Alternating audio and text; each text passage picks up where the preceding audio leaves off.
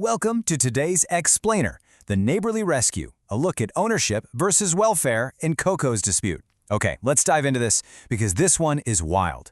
Imagine this for a second. Your beloved family pet goes missing. You're absolutely panicked, looking everywhere. And then you just happen to glance out your front window and you see her. But she's not wandering the streets and she's not hiding under a porch. She is sitting comfortably inside the house right across the street. This isn't just a story about a missing cat. It's a hugely viral internet saga that sparked a massive debate about what actually happens when the strict legal rights of pet ownership violently collide with the ethical demands of animal welfare. So here's the inciting incident that absolutely set the internet on fire. A beautiful silver-blue, long-haired cat named Coco vanishes. The family looks next door, and boom, there she is, sitting in the neighbor's front window, just staring right back at them. And to add insult to injury, the neighbors had apparently set up a cat tree right there in the window, just for her. I mean, you can't make this up.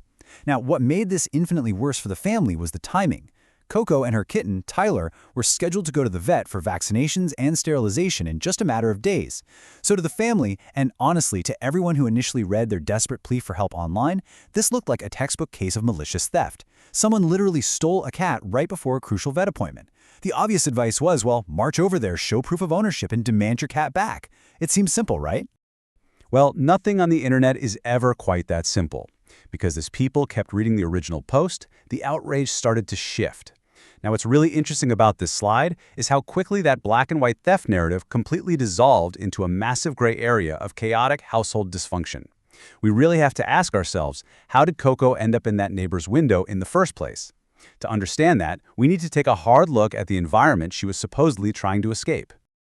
Tracing Coco's history reveals what is, frankly, a compounding disaster of pet ownership. It's like a giant domino effect of bad decisions. First, it started with an impulse buy. The mother insisted on bringing home a free cat to deal with a rat problem, completely ignoring the rest of the family's objections.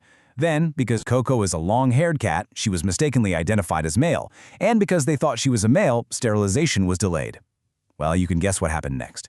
That delay led to Coco getting pregnant and having a secret litter of kittens. And get this, the family actually hid the kittens from the father just to avoid arguments over money. Finally, despite having all these unfixed cats in the house, they just continually allowed them to roam freely outside. It's just a cascading sequence of poor choices. And if you're sitting there wondering how on earth a family justifies this timeline, you have to hear the excuses the mother provided for delaying basic care. It's almost hard not to laugh at the absurdity here.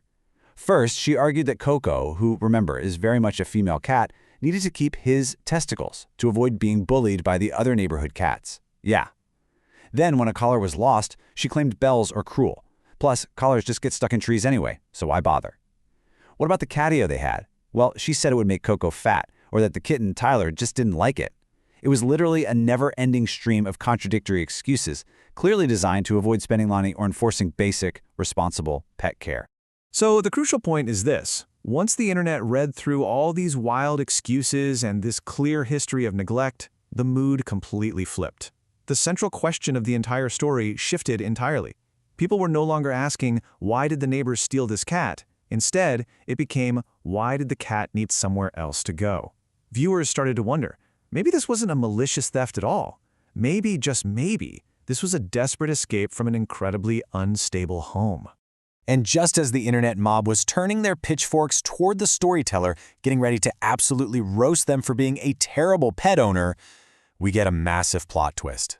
The person writing this post, the one asking for help online, it wasn't the mother. It wasn't a careless adult at all.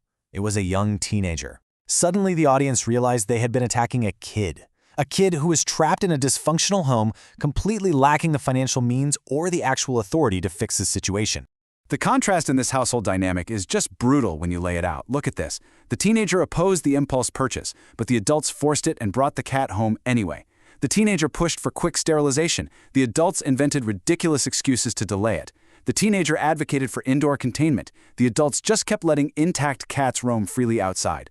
And the ultimate tragic irony of the whole shebang, the teenager is the one who endured a barrage of internet abuse for simply asking for help, while the adults, the ones who held the actual authority, faced zero immediate consequences. I mean, the poor teenager was even getting attacked online for being afraid to knock on the neighbor's door at night in a bad neighborhood. Now, you might think this realization would unify the audience in sympathy, right? Actually, scratch that, it did the exact opposite. It fractured the millions of people following this story into three totally distinct, deeply entrenched camps. Here's exactly how those three camps broke down. Camp number 1 stood firmly on legal property rights. Return the stolen cat. They argued that no matter how messy a household might be, you absolutely cannot just quietly absorb your neighbor's pet into your own living room. There are proper legal channels for welfare concerns, and well, kidnapping isn't one of them. Camp 2 took the exact opposite stance. Leave the cat. They argued that an unspayed mother roaming the streets from a chaotic home found a safer option, and basic animal welfare trumps a wounded sense of ownership. And Camp 3, they ignored the cat entirely. They focused purely on saving the teenage victim caught in the crossfire, recognizing the immense emotional toll of trying to be the responsible one in a house full of negligent adults. But wait, because the internet wasn't done digging. You know how it is online. The tension skyrocketed when an internet sleuth decided to do a background check, digging deep into the teenager's older, connected accounts. And what they found introduced the most shocking twist yet, one that fundamentally altered the entire debate. They uncovered a truly terrifying previous post where the teenager described a brother feeding guinea pigs to a dog. Yes, you heard that right. And the teen had explicitly warned family members that animals could die if brought into that environment. This disturbing detail was the point of no return for this story. It completely transformed the moral weight of the entire situation. For a massive chunk of the audience, the neighbors were officially no longer thieves. They were fully anointed as rescuers. People argue that if the house was genuinely this hostile and dangerous to animals, the absolute most loving thing to do was to let the cat stay exactly where she was. Of course, details this extreme always lead to skepticism. A solid 30% of the audience doubted the story entirely. They pointed to the bizarre contradictions, like, come on, a mother thinking a pregnant cat was a male that needed testicles? They saw that as proof the story was either fabricated for attention or maybe even AI-generated. But the vast majority, 70% of the audience, argued that this was just the messy, sleep-deprived reality of a chaotic home. Long-haired cats actually do get missexed. Dysfunctional families really do make up bizarre lies. And exhausted, stressed teenagers write confusing posts. The sheer messiness, they argued, was actually proof of its authenticity. So, how does a saga this intense actually end? With a rather surprising anticlimax, honestly. Eventually, the teenager posted an update. Coco simply returned home. Yep, she was back in her catio, the family proceeded with the scheduled vet plans for her sterilization, and the neighbors across the street, they quietly went out and adopted a brand new cat of their own. So, on paper, the immediate crisis was completely resolved. The stolen pet was home, the vet care was finally happening, and the neighbors moved on. But the debate didn't stop there, because the resolution didn't erase the massive philosophical failure that this story exposed. And this brilliantly illustrates the core tension we've been tracking today: legal ownership versus animal welfare. The hardest truth of this explainer is that both sides actually have really valid points. The neighbors likely crossed a severe legal and ethical line by taking in a known pet without communicating at all.